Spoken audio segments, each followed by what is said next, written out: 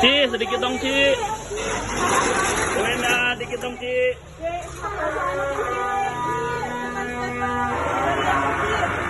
Satunya korban gimana nih, Ci?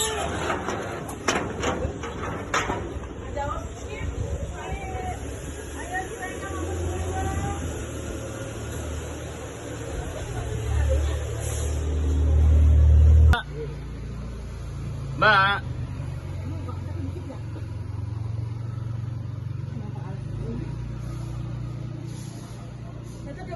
Mbak, sedikit dong, Mbak. Ciwenanya ada, Mbak.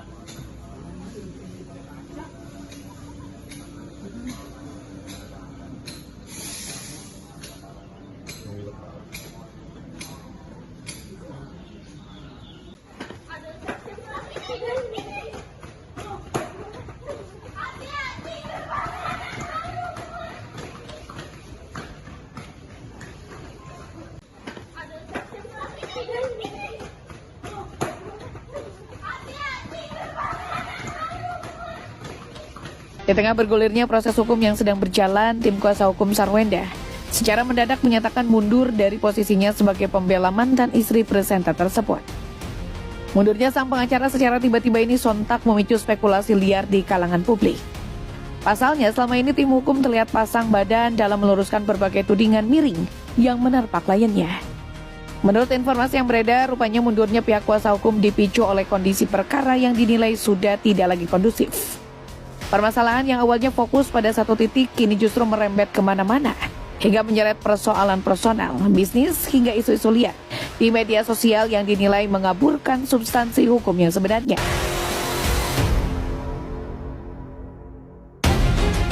Selain itu, masalah yang kian melebar, alasan kuat dibalik keputusan hengkangnya tim kuasa hukum ini adalah adanya intervensi atau campur tangan dari pihak luar. Pihak ketiga yang tidak disebutkan identitasnya secara gamblang ini diduga kuat mencoba menyetir opini publik serta ikut campur dalam pengambilan keputusan hukum. Sehingga menurutnya hal tersebut dinilai telah melanggar batasan profesionalisme dan kode etik kerjasama antara pengacara dan klien. Inilah tiga pemicu utama mundurnya kuasa hukum Sarwenda.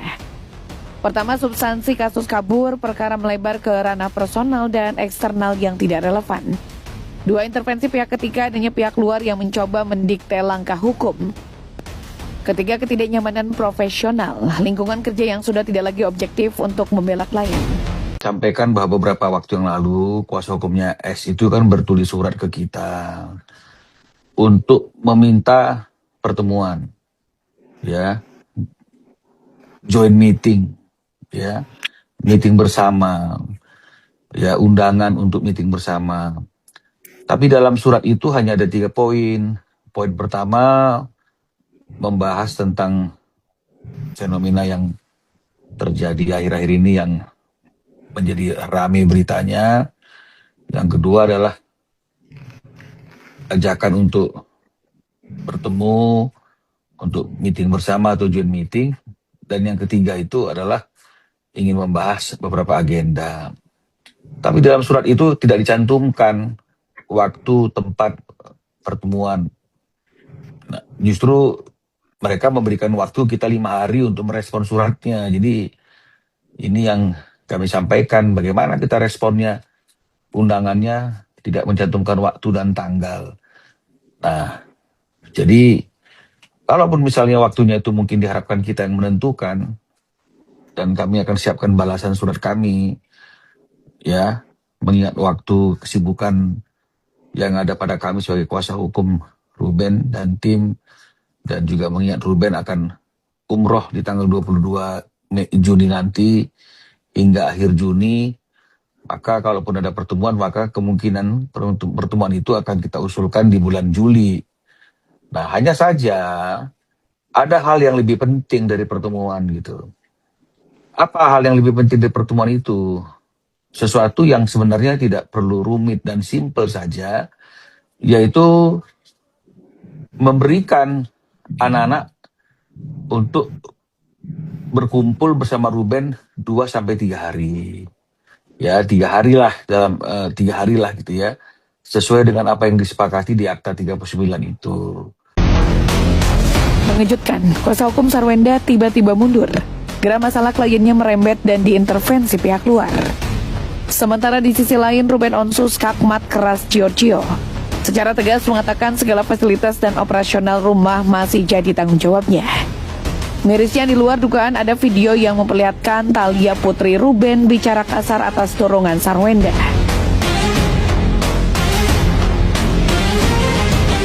Kabar mengejutkan kembali datang dari pusaran konflik rumah tangga dan permasalahan hukum yang dihadapi Sarwenda.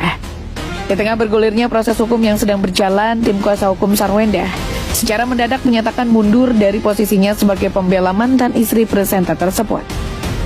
Mundurnya sang pengacara secara tiba-tiba ini sontak memicu spekulasi liar di kalangan publik. Pasalnya, selama ini tim hukum terlihat pasang badan dalam meluruskan berbagai tudingan miring yang menerpa kliennya. Menurut informasi yang beredar, rupanya mundurnya pihak kuasa hukum dipicu oleh kondisi perkara yang dinilai sudah tidak lagi kondusif. Permasalahan yang awalnya fokus pada satu titik kini justru merembet kemana-mana, hingga menyeret persoalan personal, bisnis, hingga isu-isu liar di media sosial yang dinilai mengaburkan substansi hukum yang sebenarnya.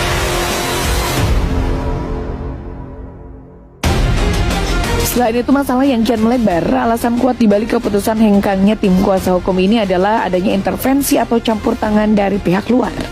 Pihak ketiga yang tidak disebutkan identitasnya secara gamblang ini diduga kuat mencoba menyetir opini publik serta ikut campur dalam pengambilan keputusan hukum.